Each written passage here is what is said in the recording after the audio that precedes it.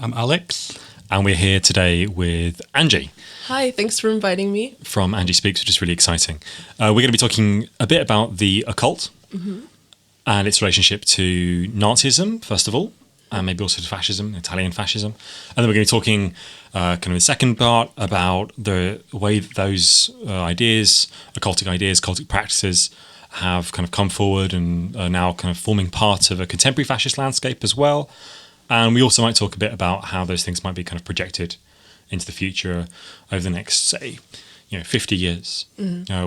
I certainly, and I think Alex does as well, thinks about kind of anti-fascism as like a long-term project, one that needs to be kind of ready for the changes that, for example, like your climate change will bring and how that might kind of affect the fascist movement, how that might kind of affect politics more generally. And so we'll be kind of thinking a bit about that. Just like a quick content warning that we will be talking about like racism and Nazis and all the stuff that goes along with that. So just keep that in mind. There might also be some stuff about goat sacrificing at some point. But you read the same thing I did. Yes, about the libertarian candidate. Sol Invictus. Yes, Sol Invictus. So let's go back to the very beginning. Let's go back to maybe you could kind of talk a little bit about what you think is the kind of the principal relationship between like esoteric thought or the occult and the original Nazi party.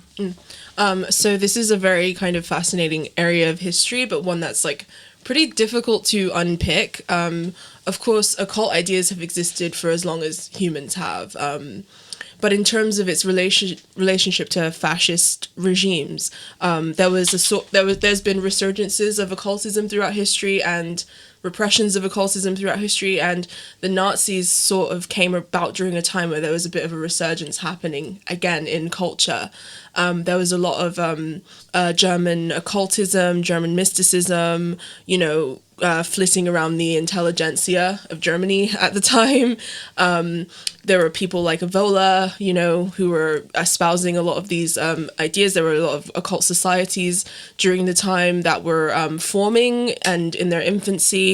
And a lot of the ideas that kind of came to fruition with sort of the Nazi ethos were ones that were based around the idea of race and a mythical kind of Aryan superior race. So this was the key occult idea that sort of formed around the Nazi gnosis at the time. One of the major influences was Madame Helena Blavatsky, who was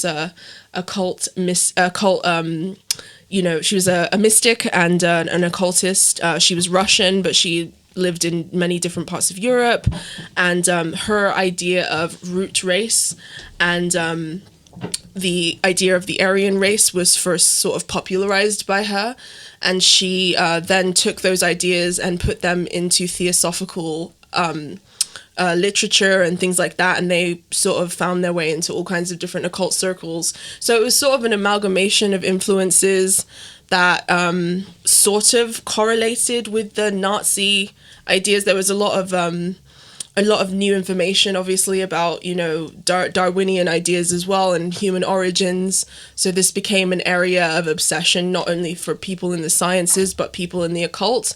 And those weird ideas sort of married together to form this sort of what occultists call aeonic cosmology, which is the idea that humanity is split into different stages of evolution, and these occult societies saw it as their goal / it was their prerogative to sort of push humanity down a specific line of evolution.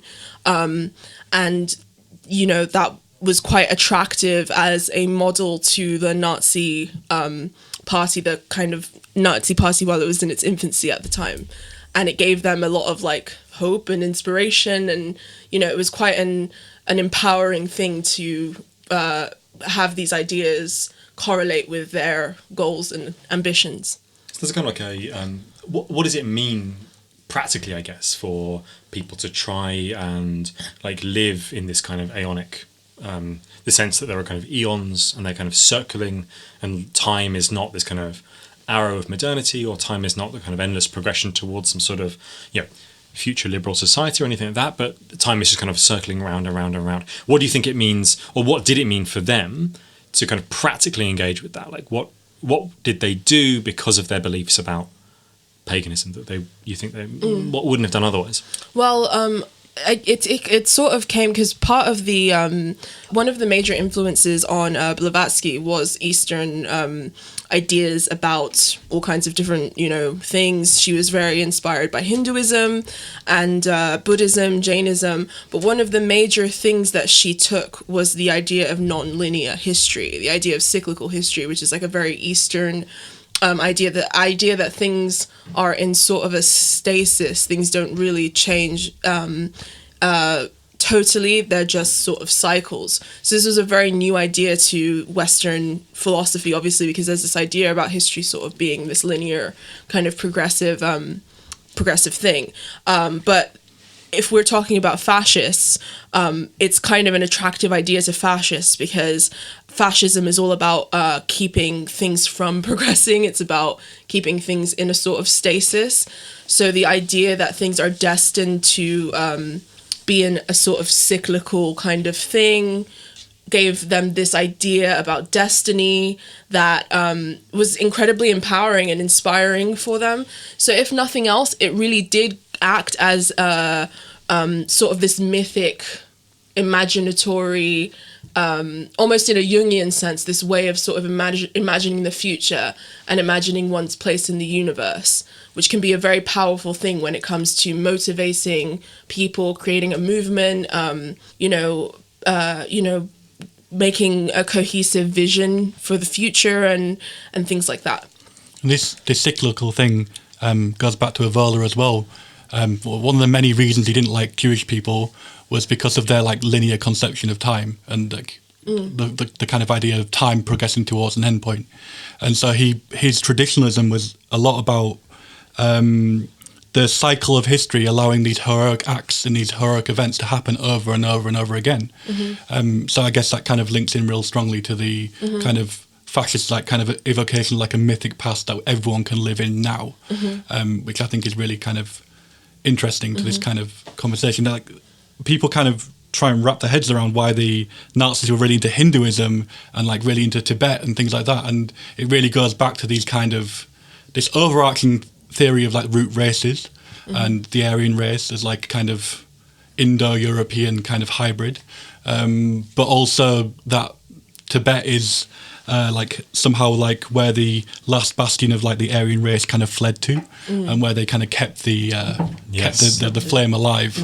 I mean, someone, I can't remember exactly who, I'm going to out myself as kind of dilettante here, but someone maybe during the Second World War funded an exhibition to Tibet to prove that Buddhism had Aryan roots. They took their head measuring devices with them and went and measured the skulls of some Tibetans to see whether they correlated with the sort of Germanic skulls. I don't know how successful their experiment was, but it was a thing that happened, and that's another thing that I just wanted to clarify. The idea of cyclical history isn't explicitly fascist. Because that's kind of an issue on the left. Is as soon as something becomes problematic, we abandon that territory, we cede it to the right, which is why we are always like kind of on the margins. The idea of cyclical history isn't inherently fascist, and a lot of the ideas that we're going to discuss tonight aren't inherently fascist. They just so happen to somewhat align with the goals of the fascists that we're talking about, the different sort of fascist regimes that we're talking about. So I just wanted to make that clear. If you meet somebody who believes in the cyclical model of history, that doesn't mean that they're a fascist. Or like someone who is a pagan. There are plenty of non-fascist pagans as well. Like, definitely. And I think you're totally right about that point about the left as well. Like, if everything becomes a fascist thing, then we're not going to be left with anything. Exactly.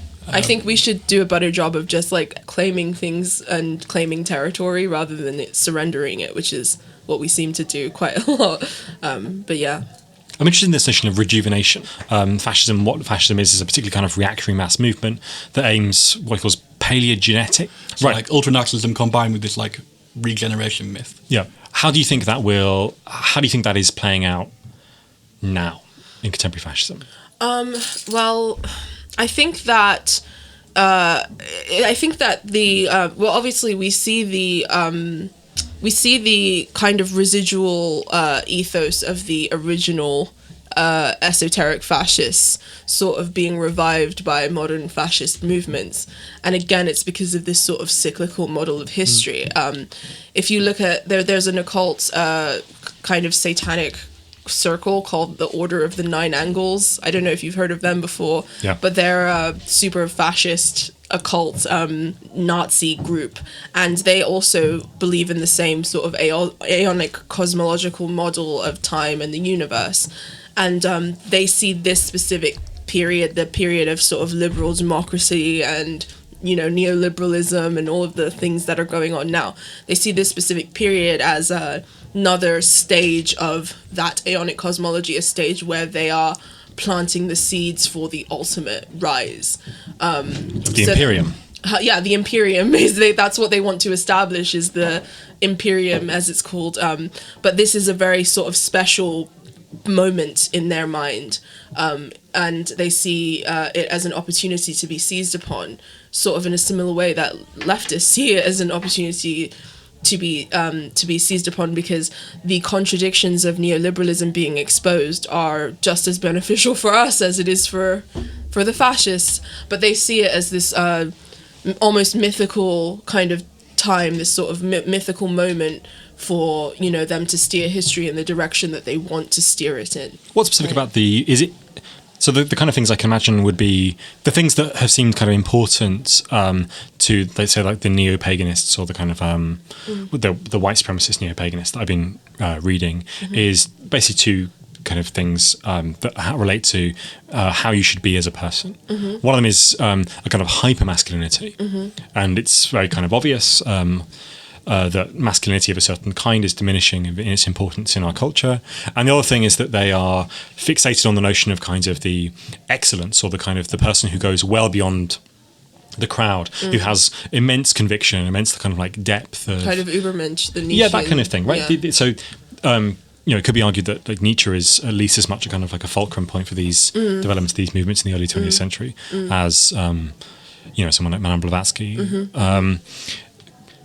How much do you think that this kind of objection to like a Fukuyamian kind of last man vagueness to life, a kind of a lack of conviction, a lack of like strength, how much of that is a kind of motivating force for a return contemporarily to notions of the occult? Massively. You know, we're kind of in a bit of a, for lack of a better word, like postmodern void at the moment. You know, all of the major meta-narratives have been deconstructed, and we're at this sort of point in history now where we're like, should we reconstruct the meta-narratives? Should we leave them to the dust? Should we, you know, resurrect the old ones? Like, we're playing with our own shit. We don't really know what we're doing. And it's sort of a prime kind of rich soil for these sort of reactionary movements to grow from. The idea of these kind of sacred ideals from the past that are being that have been preserved through time and through history, that are just there waiting for us to go back and rediscover them, to give us the sort of meaning that we're lacking in modernity. It's sort of a reaction against modernity, a reaction against where our highly mechanized capitalist world has brought us. And the idea of returning to something, you know, almost pagan is attractive to certain people. And that's not just to fascists, it's also to people who aren't fascists as well. Not everybody who's a pagan necessarily has this anti-modernity you know, attitude towards them, but when it comes to esoteric fascism, that's kind of where the root of it is, the idea that, you know, there is this sort of mythic time that we can create this mythic kind of utopia on Earth again, basically, which is the goal. Yeah, and I think this kind of split between like kind of imposing like a narrative on like our time is like kind of even present in like the debates within paganism. So there's I can't remember the guy, the Odinist guy, the Astartu folk assembly. Yeah, Astartu. Stephen McNeilan. That's the guy. He's an Odinist, and he's very much of the camp that, you know, white people and people who can trace their roots back to, you know, white countries, Western Europe and America, have these like kind of like Norse gods like watching over them with like a special connection to that they can commune with, and like other races can of course have their other gods, but like no one can like cross or intermingle. That's kind of funny because I actually have like what are they called? I have like Nordic runes at home under my altar. I have candles for the Norns. I think that's a bunch of bullshit, and I do that specifically because it pisses those kinds of people off. So there is another school which Angie falls into, which is where kind of anything goes basically, and it's an interesting kind of. I think it's a really kind of powerful subversion of like who we are and what our place is and where we stand, and that's like a lot of modern fascism is like it's rooted in kind of geography in a very kind of like real way. You see like the European New Right, for example, or Dugin, which is someone we haven't mentioned yet on the podcast. It's very interesting to me because I'm somebody who kind of messes around in pagan paradigms, and I study a lot about, mythology and, things from all over the world. The two major paradigms that I'm the most involved with are the Yoruba paradigm, because I'm originally Yoruba, so I have my roots in Africa, and, different Norse gods interest me, the Celtic gods interest me, and Celtic mythology interests me. A lot of the stuff from the British Isles also interests me because I live here. This is like the land that I was born on. The only thing I ever see is similarities between the stories, the archetypes that are present within these different cultures. And it's kind of a weird thing for me when I hear those Nordic kind of neo-fascists speak about the sort of separation between the cultures and this and that, because I see a lot of similarities. When I see, Thor, I see Shango, when I hear about their rituals and their way of life, I see so many similarities between, my own culture. And, when you look globally around the world, diasporas of people who have been displaced have always been able to meld their folk religion with the folk religion of the places where they've been displaced, because paganism is notoriously pluralistic and very accepting of different gods and traditions. There have been, gods that have been adopted into certain pantheons from pantheons of people who they've conquered or people who have, assimilated into their culture somehow. So it's always kind of weirded me out, to be honest, how they kind of try to keep it separate in that sense. So what does this separation do for the people who are involved in it? So does it offer them something like a notion of a tribe, or does it offer them something like is there some kind of pleasure gained, or is there some sort of sense of meaning gained in that kind of restriction, of that refusal to open it out? An interesting one, especially like of all these kind of movements and groups that are in America, because obviously, this is not their land, and so I think they have to start constructing these kind of like heavily enforce these kind of pantheons and beliefs in order to like justify their existence in that land. Yep. And that's something that like American far right movements have like always kind of been very uncomfortable around, is like the kind of colonization of another land. So I find that incredible. It makes much more sense for like European fascists to be doing this kind of stuff, because at least they kind of live there, right? Yeah. And it's about identity at the end of the day. It's about finding a sense of meaning and purpose. They feel rudderless. A lot of the people who gravitate towards this form of kind of, I guess that you could call it ham-fisted spirituality, feel rudderless, and it feels like a place for them to go. But when we talk about America and the spiritual traditions within the American continent, America is kind of a haunted house. I mean, there's all kinds of spiritual traditions that are hanging out there, and all kinds of archetypical forces that just are vying for dominion over that very strange territory. I mean, you see this theme in movies like The Shining, where the theme of the Native American burial ground and how it's this sort of really friendly sort of veneer of Americana and the beauty of Americana, but just beneath the surface there's genocide, there's murder, there's, you know, all kinds of awful things, slavery, rape, all kinds of really horrible things lingering beneath the surface. And, you know, fascist spirituality is kind of a coat of paint over that. It's almost like a suppression of the things that one truly needs to face in order to become integrated. And I think that that's the issue, is they are not only do they feel rudderless and untethered, they are also afraid of looking at their own shadow, if you know what I mean, in like a Jungian sense. They're afraid of witnessing what it truly means to be an American. So they kind of try to cover it up with things that are very far removed from them in any sort of reality. It's also basically just racism with extra steps. Like white supremacy with like bells and whistles on it. Like the guy we talked about, what's he called, Steve McNallen or whatever his name is, he, you know, is like posted a video on 2017 on altright.com, which was basically where he liberally quoted the 14 words, which is a white supremacist kind of slogan that was also thought up by an Odinist guy when he was in prison, David Lane.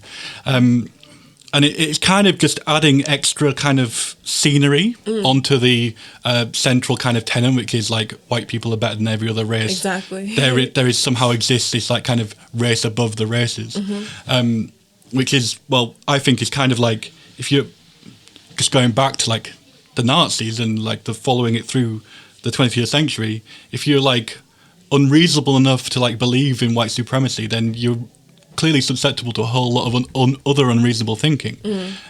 Just to go back to the Nazis, like there was like an interesting tension within the regime with like with how kind of the border sciences and the occult were what uses they were put to.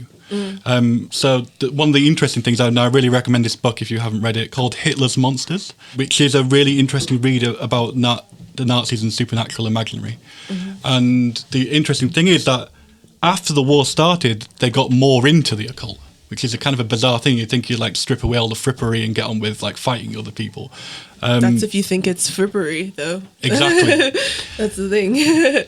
People like to, like the historiography about this kind of thing has gone through like multiple phases, and people like to say that, you know, occult practices were common throughout society. There wasn't like anything particular about the Nazis that meant they were susceptible to it. But, you know, the Nazis really only were against the occult when it kind of like treaded on their kind of dominion, on their like supremacy within their borders. Like it kind of treaded on like the supremacy of Hitler and the state and things like that. When they could put like specific occult techniques to use, they were very much in favor of it. And well, that's because fascists don't care about what's true, they care about what works. You know, if you're looking at the forming of societies and civilizations, and that's precisely what they were trying to do. They were trying to create the Reich of 1,000 years. They were trying to create an entirely new vision for society. And in order to do that, you need a strong vision. You need a strong visual presence. You need a strong and cohesive bond of people. And one of the easiest ways to do that is to have some form of cosmology, some form of spirituality, some form of strong iconography. So in that sense, they very much knew what they were doing. The main goal of any occult work is to move the zeitgeist and to have an impact on the collective consciousness, whether that be through symbols, whether that be through events, or the orchestration of events, things like that are the goals. And this is the reason why the fascist regimes have notoriously used the occult, because it's a very easy way to make an impact in the collective unconscious. I guess this goes back to as well the kind of the idea of metapolitics, which the French New Right are really into, and like changing the cultural framework around society before you can change the political structure and the politics of a society. And yeah, I think that's a super interesting way of kind of thinking of these ideas as like animating events and kind of forces which try and push society in a different direction. They're super extreme, and they're only going to be taken on board by a certain section of people, but like that doesn't matter as long as the culture goes in a certain direction. Exactly. These things have also kind of interesting relationship with both science and technology. So in particular about technology, the to some extent, I think you could attribute some of the kind of symbolic power of Nazism in Germany to its just use of like mass-produced radios, which it obligated people to have in their houses. And so this seems at the time like this kind of almost terrifying, like occultic power, the presence of the leader in kind of every moment, right? Yep. And in the contemporary web of fascism, there is another technology distribution. It's just that it's the mass participation internet. And there's a similar kind of occultic agency attributed to these things. In the Nazi period, it's bound up with somewhat kind of like poorly understood electromagnetism theory, and in the contemporary period it's kind of bound up with like meme magic, and this notion that one has a kind of like a hugely outsized effect on the world and can manipulate the world with symbols. I wonder if that's kind of to be taken seriously or to be taken in earnest as a piece of genuine fascist thought, or it's supposed to be taken as like a joke, as like as something we should ridicule. But it's something they are also ridiculing. Yeah. Not just that we should ridicule it as well. I mean, it really depends on your frame of reference. Like I tell people all the time, you can take it seriously if you want to, or you could not. Like I said before, fascists don't care about what is true. They care about what works. And for me, symbols are kind of a distilled form of an idea. Our culture is built out of symbols. Our culture is built out of ideas. And I think that any sort of manipulation of symbols that has a detrimental effect on society should be taken seriously, whether you're somebody who's a believer in the occult or not. I think it's definitely something that on the left we should be aware of and that we should be taking seriously, because symbols and iconography are incredibly powerful shortcuts past people's conscious minds into their subconscious minds. There are kids now who will forever associate Pepe the Frog with hate speech and violence that you don't even have to, that's already made, that's already done, that's firmly in the zeitgeist. And these techniques are a way of manipulating the zeitgeist towards their ends, and they are continuously doing it successfully. It just takes us, getting off our high horses, taking this stuff seriously, and also trying to reverse engineer that technology so that it works for us as well. It does link into like kind of the modern like phase of capitalism that we're in as well, in that like the symbols that are kind of like leapt on and like appropriated are like ones that have been created to be like kind of popular kind of images within like the capitalist unconscious. So for example, the Pepe meme was just a kind of popular silly frog thing until it like became a Nazi and became like associated with Trump and like really reactionary movements. The same thing is happening with PewDiePie, of course. One of the things the shooter in New Zealand said before he started killing people was subscribe to PewDiePie, and this now this innocuous kind of thing of like the most popular YouTuber in the whole world is now linked to kind of like genocidal murder, and it's kind of been subsumed into kind of like our discourse. They are having an impact on the zeitgeist, and they're doing it pretty seamlessly. And one key principle within the occult is sort of profaning the sacred, turning the sacred into something profane. There is a huge undercurrent of esoteric fascism on the far right in the modern day, but the left tends to sneer at it as, oh, they're just kind of LARPing. It's kind of annoying to me, because every single major movement in history has had some form of occult influence behind it. All you have to do is name one and I could tell you. From even when you were talking about technology, like with NASA, Jack Parsons, he was a massive occultist. He's a really interesting guy. Yeah. Jack Parsons. Yeah. He's a rocket scientist. He was a rocket scientist. in the early 20th century, and without him we wouldn't have NASA. The reason why his name was sort of expelled from the scientific canon is because he was an occultist, an out occultist. He went out into the desert and tried to summon a demon. Karonzon. Yeah, and the demon summoning ritual went wrong, and the rocket he was using, or the kind of explosives he was using to summon the demon, killed him, and he was never kind of like heard of. Yeah, but without him there would be no. Yeah, he was major figure in rocketry. Yeah, major figure in it, but his name was expunged from the scientific canon because he was an occultist. The same way, there are loads of people throughout history that you wouldn't know were fucking around with the occult, but they were fucking around with the occult. It's a massive influence throughout all areas of culture. Even now in Silicon Valley, as we speak, we have esoteric fascists that are designing the future. I mean, these people would never say it, would they? But like, you can imagine someone like Peter Thiel, like gets blood transfusions from like young people. You don't want me to start spilling tea here on your podcast, but yeah, there's a massive undercurrent of esoteric fascists to begin with in Silicon Valley, and then the esoteric angle then comes into it, and they're literally designing the future. People who have these beliefs are working to design the world of tomorrow. And what the fuck are we doing? It's a terrifying thought, because like I said, they see history as cyclical. They see all of these events from Aleister Crowley's first uttering of his Aeonic cosmology, to Charles Manson's Manson family murders, to the murder that happened recently in Christchurch. They see all of these events as being linked, and that's a scary thing if you think about it. A very, very scary thing. One of the big defenses of the occult is that it might give you access to something you genuinely don't kind of want to know.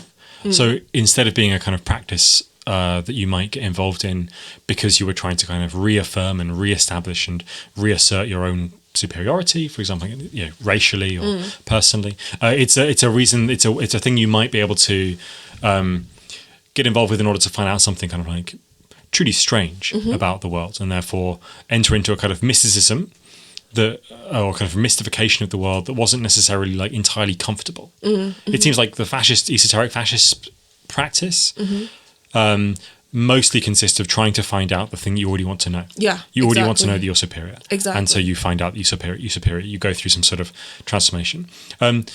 These are, let's say, emotional needs. Subjective needs. Yeah, these are subjective needs of people. The left is perhaps sometimes disparaging of the use or value of ritual. How do you think these things can be reintegrated into, or ritual, or some other way of fulfilling these subjective needs can be reintegrated into life on the left? Well, I talk about this a lot on my channel. It's actually the reason I started my channel in the first place, because I think that the left has notoriously just completely ignored these subjective needs in favor of paying attention to kind of cold material analysis. And although this material analysis is incredibly important, if we neglect, again, that territory, if we cede that territory to the right wing, you get esoteric fascism. You get, where you can't just take care of the body, you also have to take care of the soul, in my opinion. You can't neglect the areas of life that are subjective and expect to create any sort of movement or system that has a holistically good effect on the individual.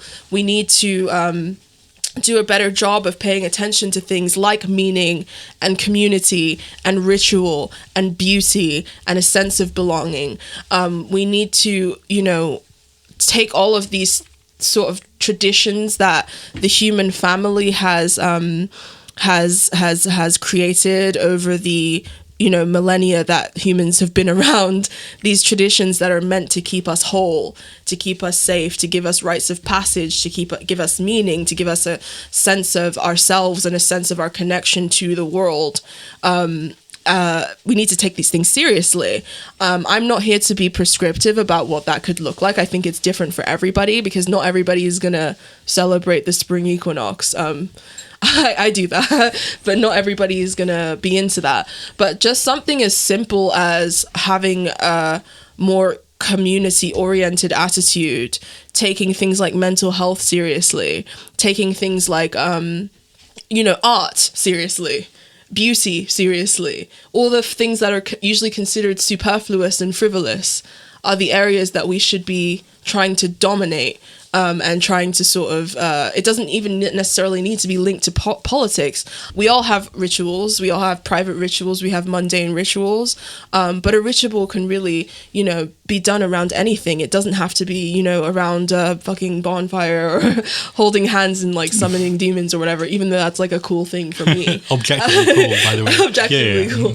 But it could be pretty much anything. And I think these are the things that we need to take seriously, because we live in a dark and dangerous world, one that is basically designed to eat your soul alive, and it's our job to keep each other's souls alive, and part of that is giving people a place to go, a place where they can have a repeated assurance of security, a repeated assurance of community. And that is what ritual is really for.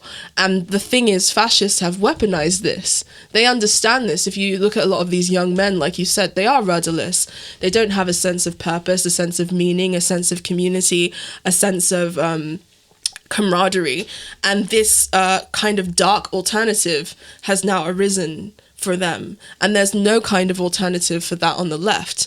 This is the left. They see the left as the place where they'll get browbeaten and called out, or cancelled or whatever. They don't see it as a place of refuge, which is really what we should be. We should be a place of refuge. We should be the place where people come to find vindication, not false validation, which is a loop that we get stuck in. But it's also a loop that the fascists are kind of, opening up as a kind of honey trap almost. Yeah, you just look at some of these movements like incels and the kind of forums they create. They've created a community out like the deepest sense of nihilism you can really create. Yeah. And I mean, congrats to them. That's quite an achievement to do. But I think the left has the left does have a lot of history to draw on in this kind of regard, the basic kind of solidarity thing of, if you'll be there for me, I'll be there for you. It is a powerful thing. It's just not really ever kind of properly brought out, I guess. Mm-hmm. And yeah, one of the kind of interesting things about race science and the incel movement is that there's been a real mass return to phrenology and attempts to define skull shape and this kind of thing, and head measuring devices. All the kind of things that were kind of the pseudoscience of the early 20th century. Oh, dear. Kind of come back. I wanted to kind of bring in something that I think might happen in the future, which is another form of pseudoscience, which is Malthusianism. So we mentioned a bit earlier about kind of people living in America, and I think it was you, Alex, who said that people had to work kind of overtime to produce these kind of rituals, often which were kind of occultic in nature, in order to feel like they properly embodied or properly kind of lived in that world. But these kind of spaces that that maybe people in the far right, in the wilderness of the United States, have managed to make into their own kind of world, those are changing. And the kind of sanctity and the stability of that wilderness is transforming. And the reason why it's transforming is because of global climate change. Another thing that will produce is almost certainly mass migration from the whole kind of central bound of the world northwards into America, into Europe. This is one of the reasons why I think anti-fascists need to begin to think more long term, because the major thing that's going to shift in the next 50 years is the rise of nativist movements. And I think some of the things they'll draw on to ground themselves, or to say that this land, and not just kind of abstract nationhood, but specifically this territory, this space is owned exclusively by white people or by certain people, probably by white people, is an increased use or a shift from occultic practice to being screaming in the woods, to being a kind of wholesale eco-fascism. And I think Do you think there is a connection here between ecofascism and the occult? Definitely. Do you think there will begin to be more so? Yeah, definitely. A lot of eco-fascists are actually pagans. I don't know if you've ever heard of the Wolves of England. England. Yeah. Those guys are occult eco-fascists. The idea of a connection to the land being the primary source of their spiritual power, and the idea that these invaders are coming to take the land away from them and change their culture, change the things that make their culture unique. It can be quite a powerful sort of motivating force when it comes to this sort of xenophobia and racism. The idea of spiritual jurisdiction over a certain piece of land is something that's like as old as, you know, humans have been around for. We've always sort of placed significance on land, and that's not something that should be disrespected, in my opinion. You know, before, you know, feudal landlords enclosed the land, you know, people had a very, very spiritual connection to the land that they lived on, they farmed on. You know, they had more of a say in how their communities were structured. They had more of a say in the way that their communities were built. And capitalism, the forces of capitalism and sort of proto-capitalism came in and alienated us from the land, alienated us from our relationship to the land in order for it to be privatized and enclosed. So when it comes to sort of a leftist sort of pagan idea about the land you live on is the land that you should connect to.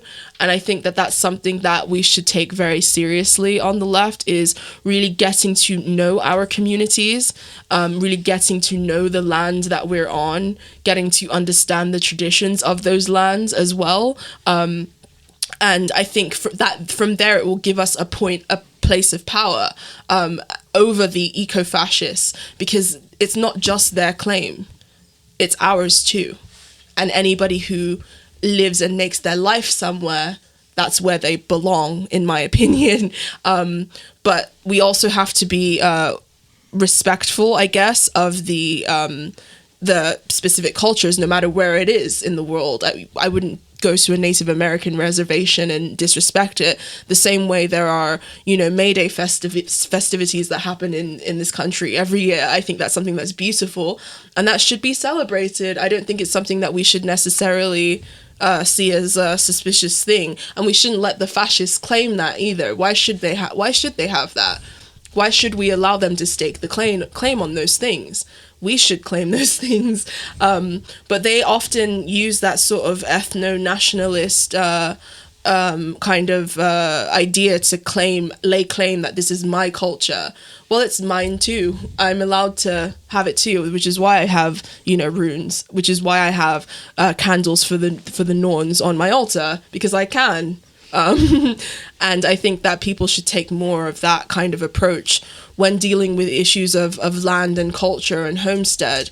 There's a way to enjoy these things in a respectful way that doesn't necessarily involve ceding that territory to people with a nefarious agenda. Just thinking about the thing about May Day, you're totally right.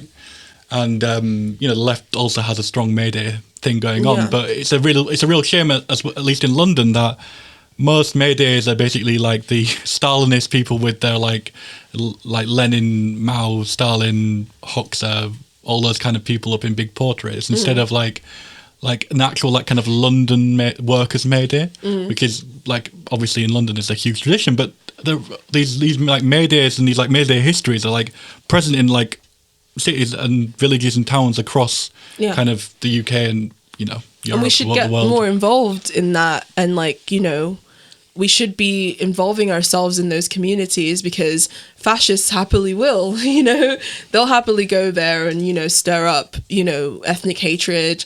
They'll happily go there and stir up all kinds of things. But for us to go there and say, we understand the relationship that you have with your land. We know that this was taken from you through enclosure, through capitalism. We understand that you're suffering the same process of alienation as we are. We are your friends, not your enemies. These are the kinds of messages that we should be sending, the kinds of relationships that we should be forging. instead there seems to be this sort of metropolitan elitism that you see kind of spreading around on the left or in leftist circles, the idea that, and we kind of happily operate within the traps that capitalism has set for us, this sort of very basic consensus reality that capitalism has sent from us, one that's alienated from nature, one that's alienated from the land, one that doesn't take those sorts of relationships seriously. And this is prime territory for the eco-fascists and esoteric fascists to seize, because we don't participate. We don't necessarily go out of our way to be present in certain things. So yeah, I definitely think that it's something that we should take seriously. And then in terms of global warming, climate change, and the refugee crisis, and people moving northward, and the hilt of fascist ideas being on the ownership over the land, I think we need to work on redefining what it means to be part of a place. I think that that's a major thing. People still ask me where I'm from, if I'm British, and things like that, because I don't have white skin. But I was born here. This is just as much my land as it is anybody else's land. I have a very special relationship with this land, and all of the mystical energies of this land are things that I work with.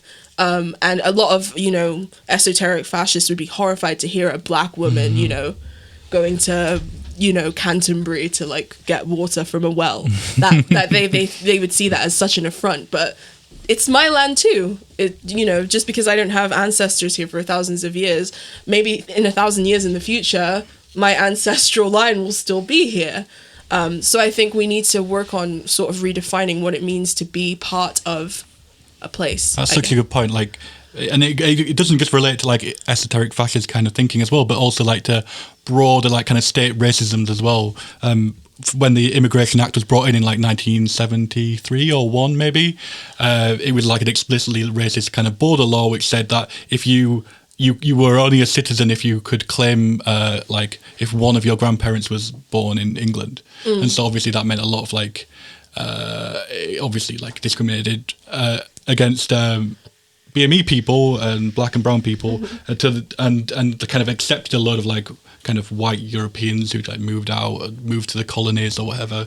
And so is it that this is my place too, is also an affront to practices that are going on now and that have been kind of embedded in society since Definitely. I guess I would want to be kind of careful about wondering if people were from places because they lived there, regardless of how they kind of came there. And presumably this notion of a kind of being from a place would also mean that absolutely anyone could claim that. I just maybe have a kind of very contrarian position on this, which is that one of the good things about capitalism is actually that it accelerates detachment from place. And it spreads people around and makes them kind of flow around, often in ways that are violent, but also in ways that are kind of quite free and quite comparatively self-determined compared to, say, what they would be in feudalism. So I wonder how thinking about the spirituality of a place would interact with, say, someone who's fleeing an inevitable crop failure in Eritrea. Right, how would the history of Kent interact with them in a kind of a? And I don't understand how. I mean, I can speak from my experience. I am a third generation migrant from Nigeria. My grandmother, my grandmother came here with her family during the Biafra War, just during the aftermath of that. When they came here, they were kind of just focusing on settling and forging a life for themselves. And then they had my mom, and now here's me. I'm privileged enough to now have the presence of mind to really think about the land that I'm on and the significance of, this land and what it means to me, and sort of forging my own relationship with it in that sense. So it's not an immediate process. It sometimes takes a couple of generations for that to happen. It sometimes takes, it sometimes takes more than a couple of generations for that to occur. But I'm fascinated by places. Most people are fascinated by places, and if you're somebody who is part of a diaspora or has been displaced in some way, you'll inevitably have to interact with the culture that you're trying to assimilate into. I really don't like the word assimilate, but that you're living on. You're going to have to deal with the people. You're going to be educated in the schools. Your children at least are going to be educated in the schools. You're going to have to learn about the local customs. And what I'm concerned about is creating a environment where that's happy and that's okay. Where it's a friendly kind of exchange in that regard. Where what I see happening on the left is there being a lot of disdain for folk culture, traditional culture, things like that, because it's associated with nationalism. It's associated with the far right. It's associated with those people over there who don't like brown people.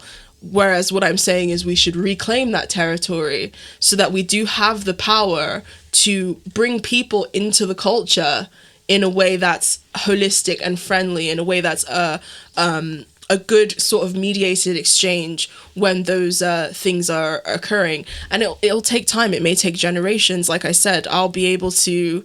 I'm now able to do that because I am a third generationer, and, a lot of the hardship that my family suffered is now kind of subsiding because it's been 3 generations. So I have more time and presence of mind to think about these things. But it took kind people in pagan circles to teach me about these things and show me that they weren't scary things, and that they were things that I could also be inspired by, and things that I could also that could also be beneficial to me. Vice versa, I've also had the privilege of teaching a lot of people about African traditions and our ways of ritual and community and healing and things like that. Things that have been incredibly beneficial to other people too. So yeah. I think it's an interesting one. I think part of the power of this kind of outlook maybe is that it's also open to like syncretic kind of like mixed up kind of identities and like allegiance to multiple places at the same time, which is also a challenge to this kind of thinking. Mm-hmm. So like I noticed that you said our traditions when referring to Africa as well, and that is equally like in your, I guess don't want to speak for you, but like it could be conceived that these two places are equally in your like kind of place. Very much.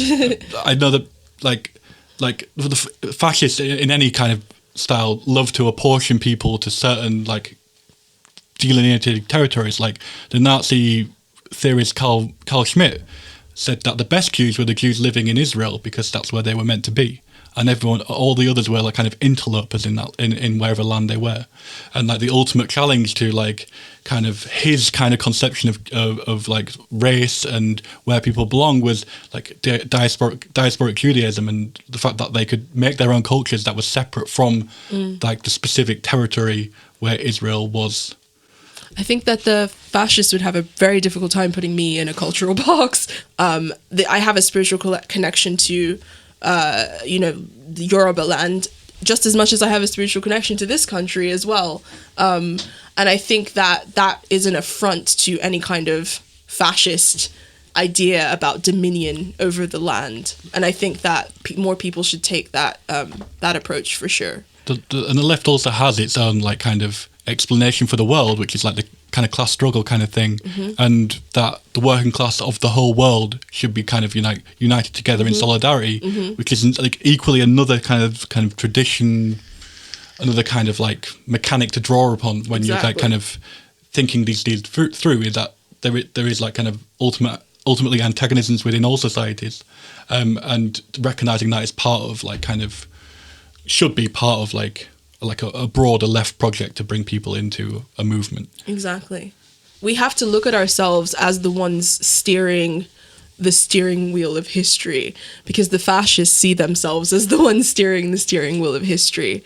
So in my opinion, we need to see ourselves as being in charge. the same way they see themselves as being in charge. Nothing is set in stone about the future. It's our job to build it. And, reading any of Karl Marx's work, it's almost like some kind of reading the Bible almost. There's a lot of like kind of episcopal language in there. It's very evangelical. Like there's there's that fire, that spirit, because it appeals to the collective imagination. It stirs people up. It gets people fired up. It paints a portrait of something greater than themselves.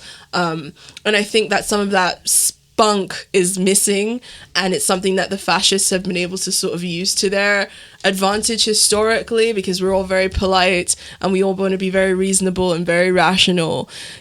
Fuck reason, fuck rationality. The human brain is such a fragile organ. One little slip and it's gone. Logic is one thing, but if you want to really get people, you have to get them down here. And I think that that's what the left sometimes misses, is that visceral kind of emotional, mythical, historical associations tend to be a massive driving factor in what motivates people into action and what kind of helps build and create the world and create the future. So I think that's territory that we definitely shouldn't be ceding anytime soon. I felt like I'm the kind of I don't know, like a contrarian rationalist. Maybe that's just my. It's okay. I deal with you guys on Twitter all the time. Libido speaking. I do just actually have a final point about language, which is like a lot of like internet memes and like jokes and things like that, like the Navy SEAL copy pasta that was in the Christchurch Shooters Manifesto. It's a lot of these kind of occult references. They work in all the ways that we've been talking about, but they also work to create kind of like an unintelligible language to the uninitiated. So a lot of these kind of like references to Thule or Atlantis or like the Hyperboreans and all these kind of mad things that were thought up in like the early 1900s and late and 1800s and stuff.